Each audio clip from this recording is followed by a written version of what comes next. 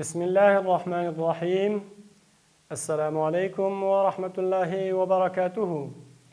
ګرانو زده کوونکو، الله جل جلاله دې وکړي چې روغ جوړ او خوشحاله اوسئ.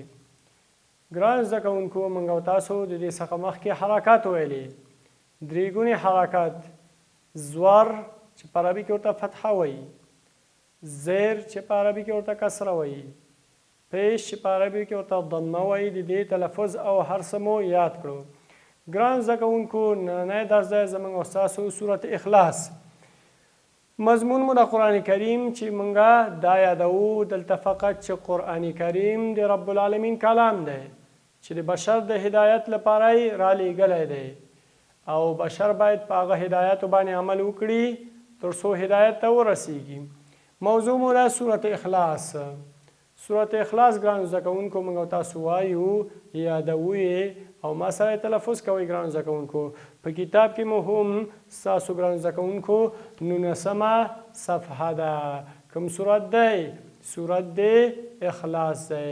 زه په تخته لیکم ګرانو زده کوونکو، ما سره تختې ته متوجه اوسئ تر څو یې صحیح په سالم او تجوید سره یاد کړئ. نو راځئ ګرانو زده کوونکو د سورت اخلاص ویلو ته.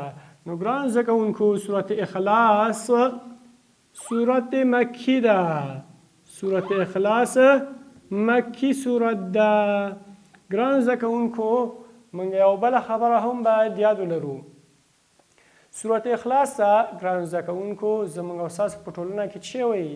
زموږ او ستاسو په ټولنه کې ورته چار قول وایي چې موږ څلور سورتونه لرو چې په قول سره شروع شوي دي. هغه څخه یو قل هو الله، یعنې سورت اخلاص ده.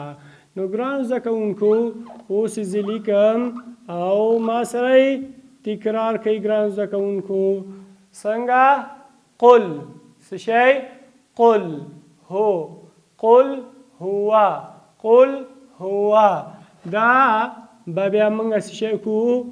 زور ورکوو او د الله د نوم سره به یې یو ځای ولیکو. ګرانو زده کوونکو، نو څه شی به شي؟ هو الله، هو الله. قل هو الله، قل هو الله. احد، احد، احد. وقف کوو. د وقف له وجې نه دا دوه پیښونه په سکون باندې بدلوو. دال د ح سره په سکون بدلوو او دلته قلقله کوو. قل هو الله احد. تکرار کې ګرانو زده کوونکو را سره. قل قاف ډکوئ. قل هو الله، د الله نوم ډکوئ. ګرانو زده کوونکو، هر کله یو قاعده یاده کړئ ګرانو زده کوونکو. کله مو چې الله لفظ یا د الله دغه نوم کتلو په قرآن کې کله هغې څخه مخکې ګرانو زده کوونکو زور یا پیښ راغی، دا به څه شی وایو؟ په ډک الفاظ، په ډکه خوله به یې وایو، یعنې دا به ډک وایو، دا خپله د الله نوم به ډک وایو. احد قلقله کیږي. نو ګرانو زده کوونکو را سره تکرار کوي. قل هو الله احد، قل هو الله احد، قل هو الله احد. ګرانو زده کوونکو، ورپسې ورځو بل آیات ته چې هغه کوم آیات ده؟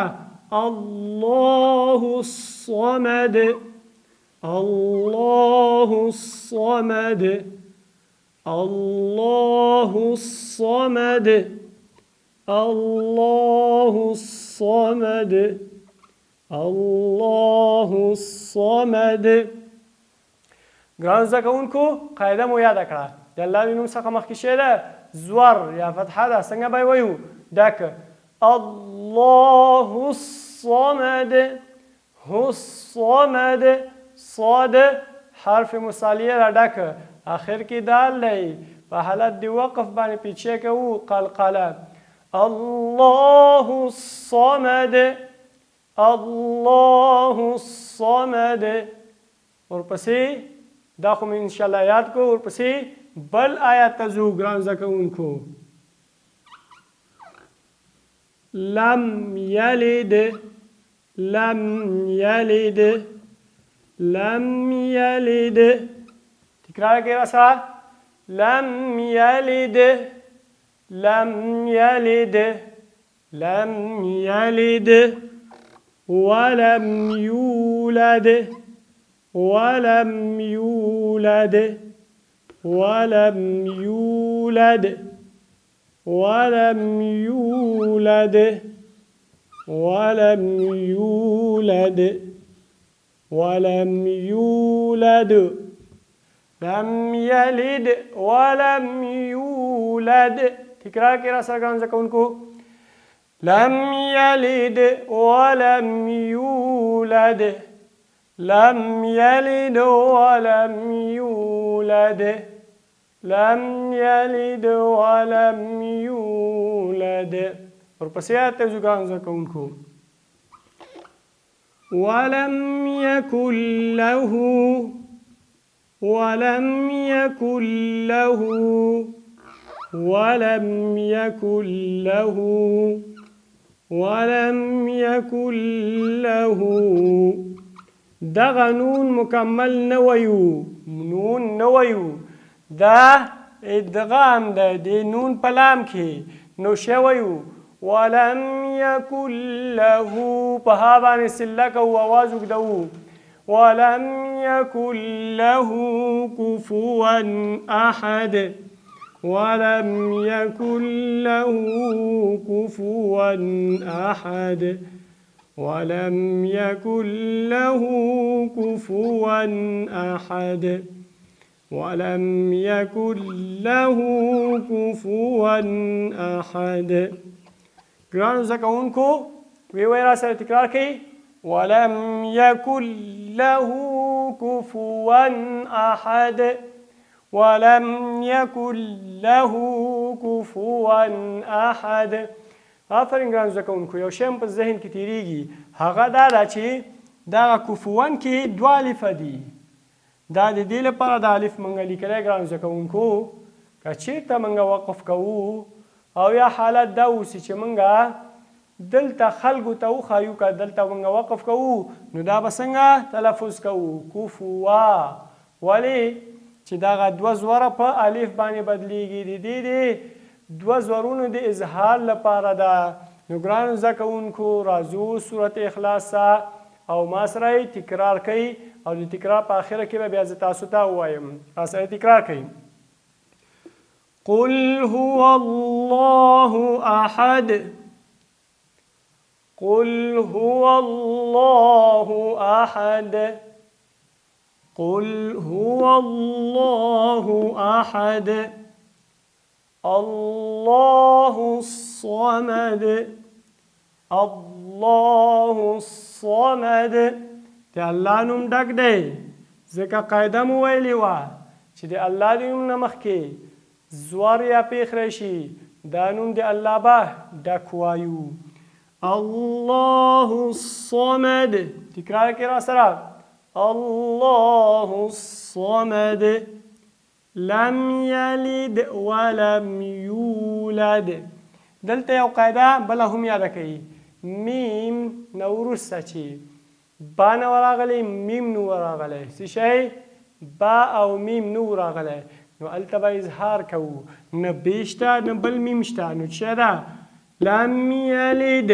قلقله ده چی قلقله لم یلد ولم یولد لم یلد ولم یولد لم یلد ولم یولد یولد دلته یو بله قاعده هم یاد وساتئ ګورئ ولم یولد ولم یولد نو کوشش به دا کوو داسې نه شي چې د یادې پیښ له وجې نه موږ د لم لپاره شونډې په اوږدوالي کې په انضمام کې یو ځای کړو نه بلکې په خپل حالت لم یلد ولم یولد دا ادا به داسې کوو او آخر کې بیا هم قلقله ده ولم یکن له صله اشباع دا هی به اوږد ویو اوږده به ویو دا ها د واو د اندازې په مقدار ولم یکن له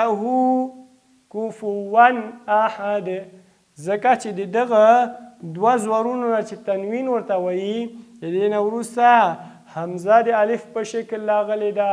نو ګرانو زده کوونکو څنګه به وایو؟ ولم یکن له کفوا احد. ګرانو زده کوونکو سورت اخلاص مو وویلې. سورت اخلاص مکی ده او زمونږ او ستاسو په ټولنه کې په قل باندې چارقل باندې مشهور ده. دا و زمونږ او ستاسو دغه درس. په آخره کې زه دغه درس تاسو ته په عربي لهجې سره وایم او کوشش وکړئ چې تاسو ګران زده کوونکو معنا واورئ او ځان سره په زړه کې تکرار کړئ. أعوذ بالله من الشيطان الرجيم. بسم الله الرحمن الرحيم. قل هو الله أحد الله الصمد لم يلد ولم يولد ولم يكن له كفوا أحد. ګرانو زده کوونکو سورت اخلاص مو ویلې او په سبا به انشاءالله بل درس وایو. ګرانو زده کوونکو دغه سورت اخلاص حفظ کوئ، په یاد کوئ، ځان سره کوشش وکئ چې په تجوید یې ووایئ. کوشش وکئ چې ما کوم احکام تاسو ته ویلې کور کې ځان سره تکرار کړئ. صرف په دې باندې اکتفا او کفایت ونه کړئ چې بس استاد سره مو ویلې. نه، ځکه چې د هر صورت ویل یو تکرار ته ضرورت لري. موږ او تاسو به کور ته ځو، هلته به یې تکراروو او هلته به کوشش کوو چې نن سبا موږ او تاسو په کورنۍ کې ټول موبایلونه شته ده. یو د قاریانو نه به ځان ته یو قاري انتخابوو، د هغه لهجه به یادوو چې تر څو قرآن کریم په عربي لهجې سره یاد کړو. ځکه عربي لهجه زموږ او ستاسو د قرآن ویل اورېدونکي ته ښایسته کوي. نو ګرانو زده کوونکو سورت اخلاص مو ویلې او دا و زموږ او ستاسو نننی درس او په آخر کې مو په خدای باندې سپارم. ومن الله توفیق.